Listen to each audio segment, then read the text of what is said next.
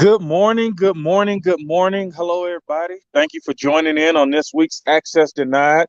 We have some really good things to talk about, some things from last week past, some things that are right here in the week as we talk about the funding formula and things that we have coming up next week, um, which is it'll be interesting to see. But last week, just want to give a big shout out to the graduates who graduated from our 14th fellowship class, who we call cohort 14. Just the energy, the excitement, the families who came out, and just telling us how much they appreciate us. They just didn't know how much we really appreciated them, and all the energy, the questions, and just ready to take it to the next level. So thank you guys for being a part of our cohort. You guys are going to go down in history. How's your week started off, Sonya, for this hump day? It is very busy. Um, Hmm. and yeah, I don't know another way to kind of sum it up to say it's very busy. It is very busy. And I know for many of you guys started your summer programs, whether it's been, ESY, the park camps, whether it's Parkwood. I saw some out at the Hermitage Community Center. Kids just running around, having a good time. But we also, I think, Promising Scholars started actually last week. So this is the first full week that is going on. And we've been hearing from parents who have their kids attending that. So it's been a good start to the summer. And we definitely want to hear from you guys. How is everything else going? Let us know. Comment. Is it going well? What questions, concerns do you have? And we'll get this show started. All right. And so far we got Scotty, Too Hottie checking in. We got Miss Kathleen Hooch. Thank you guys for checking in.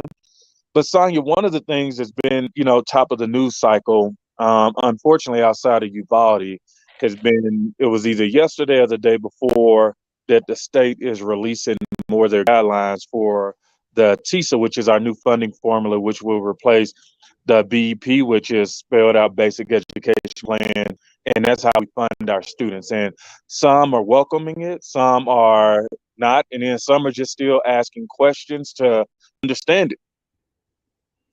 Yep, there's a lot of conversation, especially around the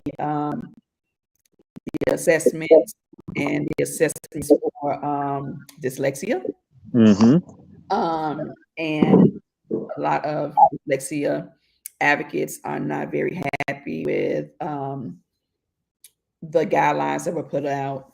And so, I think one of my biggest concerns is that Metro Schools doesn't even identify or accept the diagnosis of dyslexia, and they're breaking the law. And so, you Oh wow. know, it's very scary. It's a very scary conversation. But I think it's a conversation that still lacks the accountability needed to ensure that we identify the students with dyslexia, and also, um, you know, have the transparency that we need in these guidelines. So to be right, like stay tuned. Yeah, and I know we had I forgot her name, but she came on and talked a lot about dyslexia. And actually, outside of the mental health, as we talk about therapy, that was one of our more well attended ones where we had over 30 parents who were enlightened at what their child should be receiving in terms of even finding out if they do have dyslexia, and if they do, what are the next steps, and just Anna Thorson, and just to see them eyes open, and not realize that this was a service. And she was so matter of fact. I think it gave parents a lot of just opportunities to say thank you. Yeah. Yep. Yeah, so as we look into this formula, one of the things that people are talking about is like, how do we make sure the school systems are funded at the same levels that they have been, and not backtracking any. And I don't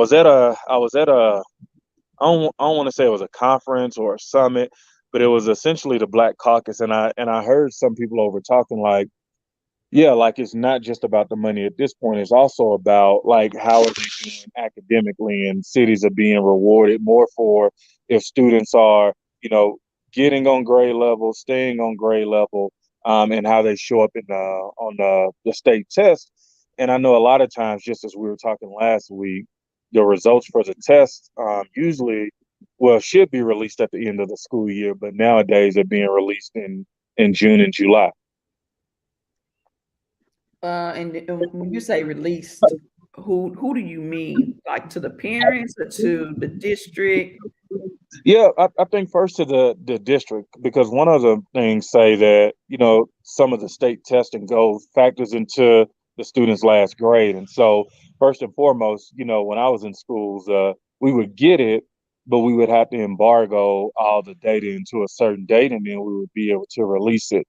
And so if the schools are not able to factor them in into the final grade at this point, and it's been like that for a few years, yeah, I know it's not reaching the parents yet.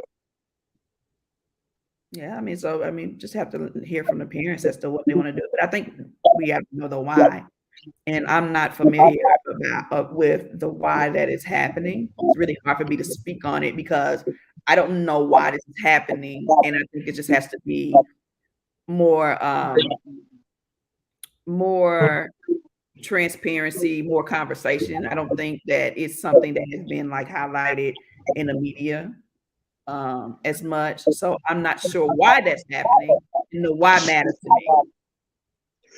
Yeah, I think when we talked about it briefly last week, and you know, I just went on and did the research, and I found an article that talked about, you know, they haven't been able to receive the grades for the past, you know, 3 or 4 years. And I looked at the date on the article, and that was all the way back. It was either 2014, it was either 2014 or 2016. And it just shows when you talk about the why, like, do we have real plans to make it happen, or is this an opportunity to pivot at the end of the school year instead of just going ahead and addressing it? If we don't think it's operational, you know, and it's a factor into the kids' grades, and schools plan like, oh, we're not going to do this type of testing because TN Ready or TCAP is going to factor in. I just think it'd be a good conversation to have around the why, and then to have a real conversation as a district, as a state to, well, what do we do next? Do we ramp it up and make sure it happens, or do we concede? Yeah, I think that the conversation is why is there a company problem or is there like what is it? So it's really hard for me to give feedback, John, when I don't understand like the why there's not enough information available for me to even ask a question that's even relevant to it. Like I personally need more information. Like, it's not right, but Yep. what am I fighting for? Right? I don't Yep. know because I don't have enough information about it. So for me, that just has to be more conversation. And you know, that's a question to me that parents have to raise. Yeah. Because obviously nobody else is talking about it. So, you know, it'd be interesting to hear from other parents to see, you know, what that means to them. Like, how did that impact their child's grade? Do they Hmm. feel like it's something that should, you know, be factored in as 50% of their grade? Like that's something that I think we need to hear from parents about. Yeah, I'll tell you what I am hearing from parents. And so part of our team, the organizing team, we've been calling through, you know, our new fellows. We're coming up one of the biggest fellowships since the pandemic hit. So we're pretty excited. And so we're making these calls, and we're talking to parents about what are things that are on your mind, what keeps you up at night. But we're talking to the graduates that I'll talk a little bit more about.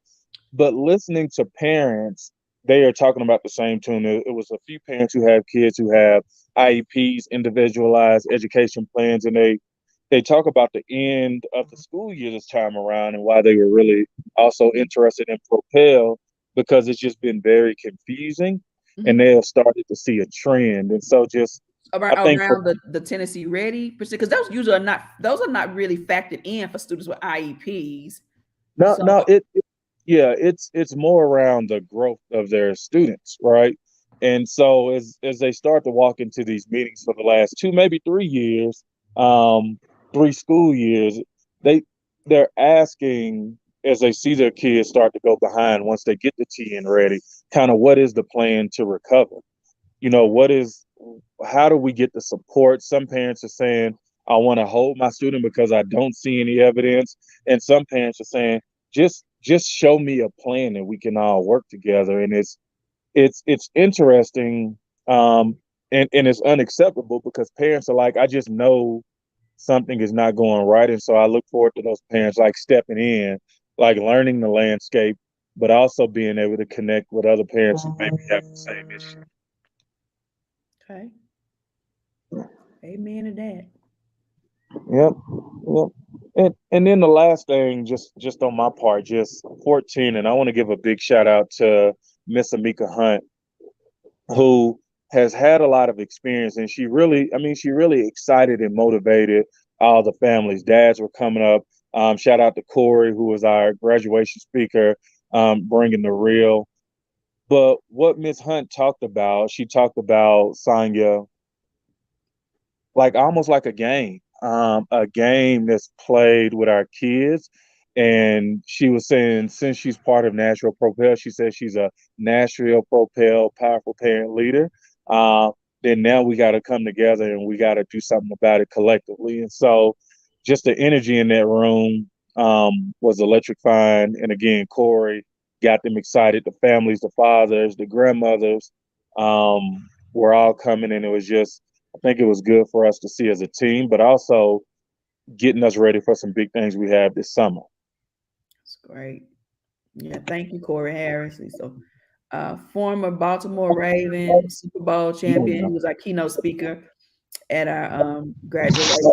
So thanks, Corey, for always coming through, bringing a word of encouragement and, you know, being behind the movement. Yeah.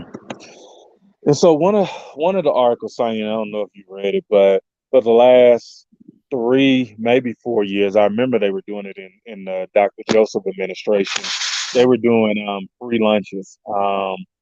And I guess as we have inflation and it's at risk, and I'll pull up this article, but the article is essentially saying that for the food program, some people get it during the summer. Definitely, a lot of kids get it during the school year. That there is maybe a problem where it may be canceled. And it's just as we come out of all this and we look at our budgets, and we look at what are some of the things that are just going well, and what are some of the things that we improve. And as we see programs, in the summertime, I don't know about you, but I remember the program when it came to the community center over at McFerrin. It was, after running and playing in the park all day and in the basketball gym, that was one of the things we look forward to, if we didn't pack our own lunch. Yeah, I remember those days. Those, you know, I have so many thoughts just past that. To be honest, like just just the lack of stability of things um, in general. There's just not a lot of consistency for parents and for students. Things are always ever changing and like changing for the worse. So I don't know. I just it's just crazy. Like we live in the it city and things are becoming really hard for families. And to no longer receive like the free lunches and just amongst other things. I mean, Yep. even when we think about TISA and all of those things, how that affects our families, like just the lack of stability and the lack of empathy, right? That this country, this state, this city has for Yep. families that um, don't have the privilege. Like it's just big. It's just a big thing for me. Like my brain is going in several directions when I think about this. The lack of love and empathy, right? Lack of love and empathy. That's where my heart goes when I think about this particular topic, amongst others. It's just a lack of love and empathy and care. I mean, I just left the gas station and it was almost $6 a gallon. Oh my God, yeah, it's hitting us. I mean, it is. I started driving around my scooter. Like it's getting real. It's getting, yeah, get on that scooter and like, man, please get me somewhere. And as we look at it, it says some Metro Nashville public school students will no longer receive free school lunches if Congress fails to extend pandemic era waivers at the end of the month. Originally passed in March of 2020, the waivers gave schools more flexibility when serving meals to students in light of school closures and social distancing due to the coronavirus pandemic. The waivers, which expired June 30th, also expanded eligibility for free school lunches by not requiring school districts to verify, family income before distributing free breakfast and lunch to students. And I'll say that some people may look past that and not think it's a big deal, but I was on reduced lunch, and I remember we had these little tickets. They were like blue tickets that, for 5 days I had my 5 tickets. And I do remember those days when I didn't get a chance to have my ticket renewed, and they gave me a sack lunch, which The peanut butter was and jelly. was peanut butter and jelly, and really not that edible, because they were pre-made, not the day of. And so you just had a sandwich, just manifesting, waiting on somebody who you know didn't have that free or reduced lunch ticket. And just like I said, I'm gonna go back to the lack of love and care and empathy. Like to get to a situation, hey Kratos, the puppy that came in the house. You had to speak to the lack of love, the lack of empathy, the lack of care to even get to a deadline that close. Yeah, Like you yeah, just don't even care, right? Folk just don't even get like it's deep for me, right? Like I'm sitting here, this subject is deeper than what's written in that article. And that's how our people are treated. And we're not just talking about just black people, we're talking about poor white people too. yeah. Poor Poor brown Latino, people too. yeah. Poor Kurdish. Yeah, like we're talking about human beings that Yeah, they often talk about how those meals at school may be the only meals that those kids get, but yet and still nobody has the love and the care to have a sense of urgency to make sure that it doesn't expire. Like it's big. It's big. This thing is big. It's big. It's bigger than it should be, and it has to be for me. This the kind of stuff grieves me, because this stuff puts people on the edge of their seat. They already struggling, and then the things that we can take care of don't get taken care of. Makes no sense to me, John. My people that's listening, makes no sense to me. Make it make sense. Make it make sense to me. It's making sure that people simply have nourishment. We live in the United States of America, and we have one of the highest homeless populations, the highest um, deaths by gun violence. We have the highest of things that we shouldn't have. And I just think that I think it is terrible. I think it's terrible. We're talking about little kids. We're talking about the things that can be done, such as providing them with lunch and breakfast. And we don't do that. We don't do that. Miss Taylor said, if children don't eat, how can they function? How can they learn? That may be their only meal. This makes me so sad and angry. I am totally agreeing with you. And it's just the little things, right? The little things. And they always tell us about it's always more about what they can't do, right? Like there's not a lot of conversation around what they're doing well and what they can do because there's not a lot that they are doing well. and it's not a lot that they're actually putting a lot of effort into to do it. And to me, this is effortless. This is signing something into place, making sure that children get their lunch and their breakfast. And it's just that simple. It's not something that's debatable. It's Right. not something that's negotiable. It's not something that there's no money for. It's none of those things, John, and parents. It's just a lack of caring. Yeah, and I'm gonna tell you, and maybe this will rub feathers the wrong way, but I watch as I humanize and think about things that are happening in Ukraine, and I see those videos, but I also think about the things that are happening right here in America, and as we think about this program, as we think about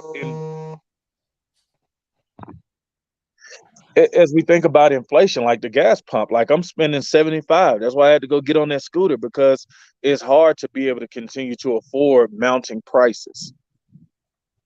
Man, I just left the gas pump. My car's supposed to get 93. She got 87. I got to choose between gas and lights and water and food. You know, something gonna suffer. Now my car not getting the gas it needs to get. And my mama said something to me a long time ago, y'all. My mama has a way of making stuff make sense to me like no other person. I thank God for having her. And I was talking about the things that go on in this country. And she looked at me and she's a Gemini, so she comes with it straight up. She said, "We make our own money. How can we say we don't have something? We can't give something to our kids. This country prints and makes its own money. There shouldn't be a starving soul. There shouldn't be a homeless person. There shouldn't be an underperforming school in this country. We print. We have our own mint. We are the U.S. of A. We are the home of the free and the land of the brave. No love, no empathy, no moral compass. That's what it amounts to. That's exactly what it amounts to. And that has always stuck with me anytime, you know, there's an issue that comes to mind to me that we print, we make our own money, we got our own Federal Reserve. And yet, can't nobody ever do nothing.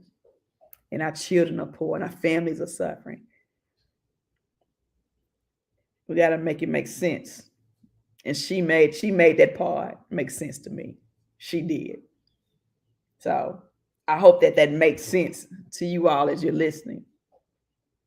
Stop taking no for an answer when they say that they can't do something for our kids. When Dr. Battle says that she can't operationalize something, is it the will, or is it the way, or is it the lack of love and empathy and care and relentlessness to get something done and commitment? Is it a lack of priority? We have to question everything and we have to question everybody so that we can find the truth about everything. So that we can find truth about everything. Y'all, this puppy, he over here, they done let him in the house and he over here bothering me. Miss Taylor said, I work 2 jobs, making decent money and still live paycheck to paycheck. It's hard out here. It's hard out here. Miss Taylor has 12 children that she is raising or has raised some of those kids. And it's hard. It's hard to take care of our families right now. Even if you're making 6 figures, in the low six figures or 50, 60, 70, $80,000 a year, it does not seem to go very far these days. And I think we have to be transparent about that conversation, that most people are really struggling in this country. And I think that one of the things we as Black people have to do is to make sure that we develop the financial literacy skills that we need. And I'm going to look at that as an organization, how we can make sure that you as our parents are educated around financial literacy. I don't think it's going to get any better. And every time I say that happens, but I have to go ahead and let you guys know, because if I keep that information and don't share that, then our people perish from the lack of knowledge, right? And so the prediction is that there is potential for a recession going on next year or in the upcoming year. We see it. I mean, it's happening. So parents, so family, look at me as I tell you that nobody's going to come and save us. And so what we have to do is we need to start cutting back on things that we would normally do to ensure that we don't get left farther behind, because ain't nobody coming to get us. Like, they ain't doing it. They're not doing it. I'm looking at my son's education. I'm making some education decisions that, are going to be in his best interest, because at this point, the people that make the decisions, like, they ain't caring about our children. Kimberly White says they can send billions of dollars overseas with no issue, but when it comes to home, it shuts down and disagreements. I totally agree.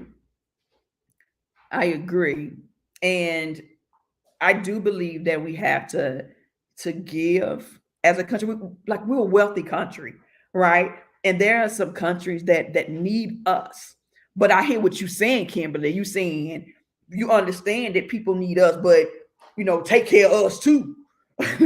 Don't forget us too. Like, we want to take care of other people. Like, that's part of having love and empathy. Like, you want to make sure that you are helping other people, but make sure that we take care of the home front, to make sure we educate our children, make sure they're educating our children, make sure our families eat, make sure they have a place to lay down their heads at night, make sure they don't have holes in their floor, make sure they don't live in drug infested and gun violent areas, making sure that these children have what they need to reach their greatest potential.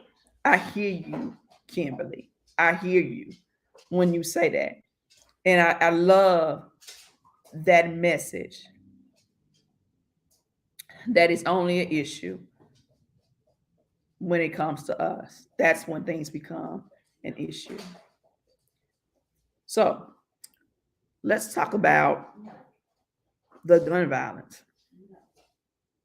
Let's talk about, that's what's been talked about around the country, about safety. I want to hear from you guys. Just polling. I got a question. Would you be okay if your child went to school and their teacher was armed with a 9mm gun in their holster, hooked to their pants or their dress belt? Would you be okay with that? Now, in the state of Texas, where this catastrophic murders just happened, they actually have a law in place. Listen to what I said. Knowledge is everything. They have a law already in place where teachers can carry. However, it still happened. I'm going to give my opinion. until they eliminate racism and bias and put together regulations around weapons of war being obtained by citizens, hell no, my kids won't go in no school with an armed teacher. Hell to the no, no, no. Until they can eliminate prejudice, bias, and racism, and white supremacy, and stereotyping, hell no.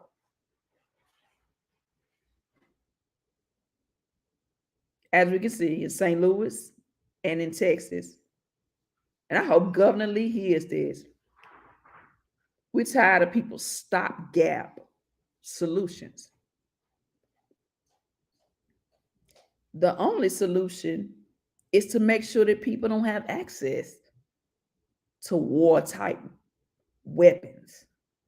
We're talking about average citizens when they turn 18 in the state of Tennessee can obtain AR-15s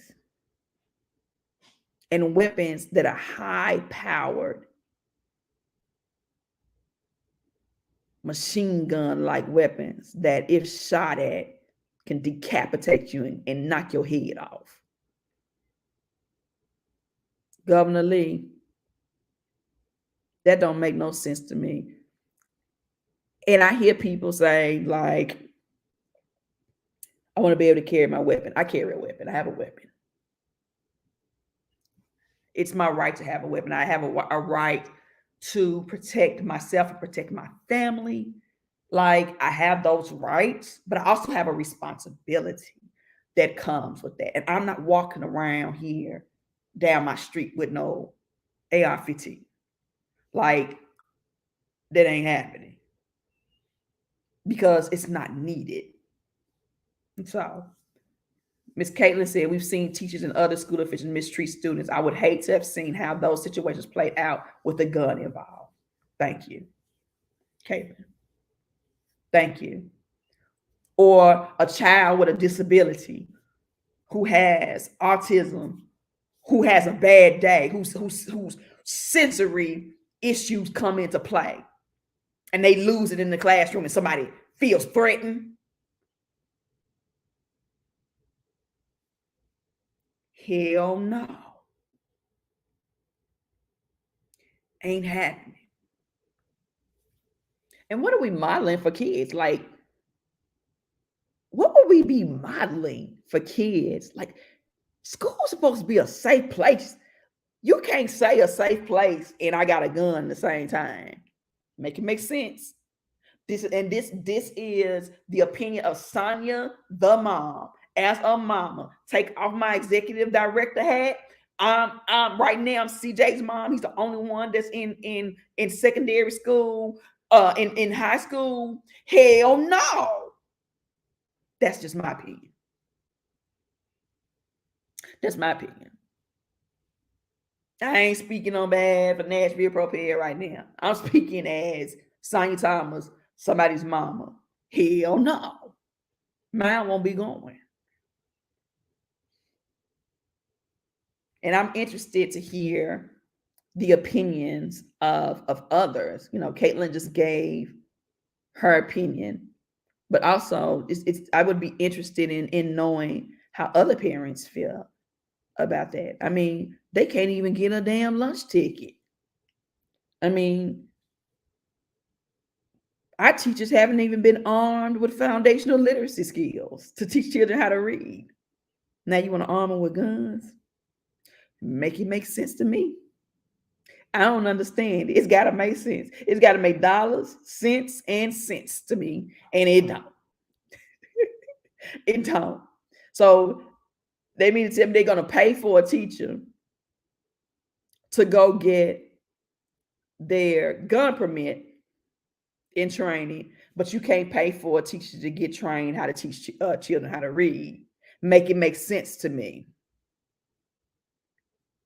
And we're talking about mass shootings in which these guns have been mostly attained legally using the laws of the land.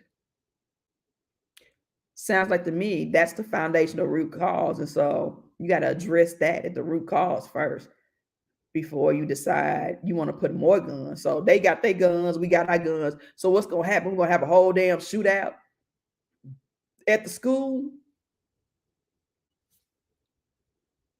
Everybody shooting. Nobody move, nobody get hurt. One of them kids flinch. Nah, I can't do it. I can't with good mind, sound mind, and conscience promote that. And so to our governor and to those who are in Congress who are protecting the rights of the NRA, in which, heads up, when the NRA has their conference, heads up, no guns allowed.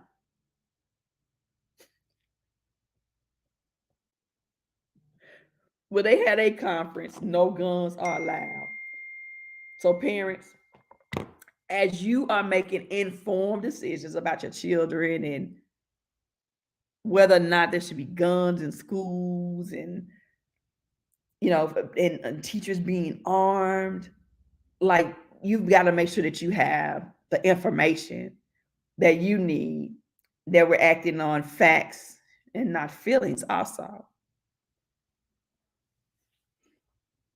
And to me, that would be an action, acting on feelings and not acting on the facts, that we've got to have some gun reform and some gun regulation that will address these issues. There are too many loopholes and too much protecting of rights of people who don't want to be responsible. With rights comes responsibility, and that's what I don't see. That's what I don't see, and that worries me. Krishan said, I'll be damned if I put my children in harm's way. They will be adding to the problem, not fixing it. Who are you really protecting? Good question. Who would they really be protecting? Would they be protecting the students? Are they trying to protect the building? Because there's a lot of ways to protect the building. Lock the doors. Lock the doors. Get metal detectors. That's scared. Get metal detectors. Get metal detectors. Police do their job. There's a lot of details coming out of that shooting in Texas that some folks didn't do their job, but nobody's talking about that. Nobody's having those conversations. So we got to make sure that the real root cause is being looked at in these situations. And no more kids should be dying in these schools. But until this country gets a moral compass, that's what we're lacking here. Wasn't my child. Put a gun on a teacher. Wasn't my child. And I hope those people in Congress, I hope these governors, look in these parents. They wouldn't be able to look at me in my eyes and say that shit to me if my child got shot. I'm sorry, I done cussed, I ain't got mad. Look at them moms and daddies in their eyes and tell them that that's your solution. Tell them what your solution is, that you're not going to do nothing about it, that you're going to keep letting it happen. Those people, those members of Congress, they need to put them all on a bus and take them to a location where all them parents has lost their kids to the gun violence. Take them to a location and speak to all those parents, tell them exactly what they're going to do and what they're not going to do. That's what needs to happen. Instead of talking behind those desks and TV, look at those parents in their eyes, look at their siblings and their aunts and their uncles, their friends and tell them they're not going to do that. They're going to keep doing what they've been doing and see how that work out for them. See how that works out. See exactly how that works out. Well, fam, we've had a great conversation today and look forward to starting a new cohort of parents, cohort 15 this Thursday, continuing to build a movement of parents who will demand better for all kids. And so I'm going to say so long for today. We'll see you Monday for our Monday weekly update, and then next Wednesday for Access Denied. Love you, peace, and ponder on the things that we just talked about. Let's continue these conversations. Have a good one.